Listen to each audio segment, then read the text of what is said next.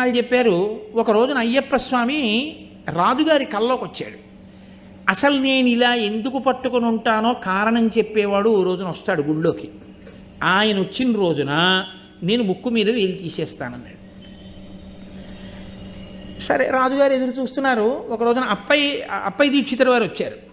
మహానుభావుడైన కారణజన్ముడు. ఆయన్ని వేరొక పండితుడు, ఆయన విష్ణు భక్తుడు, ఆయన్ని తీసుకుని రాజుగారి గుళ్ళోకి వెళ్ళారు. ముందు విష్ణు భక్తుడిని అడిగారు, ఎందుకు ఇలా ఉన్నారు అయ్యప్ప అని అడిగారు. ఏమిటో పరమేశ్వరుడి కొడుకు, శ్రీ మహావిష్ణువుకి కొడుకు, కానీ భూతనాథుడని పేరుంది, చుట్టూ భూతాలు ఉంటాయి. ఏమిటానా ఈ ప్రారంధం, శివుడికి కొడుకు అవడం వల్ల నాకు ఈ భూతాలు అంటుకున్నాయి చుట్టూ అని చెప్పి ఆయన బాధపడుతూ ఇలా పెట్టుకున్నాడు అన్నారు. ఆయన ఏం తీయలేదు వేలు.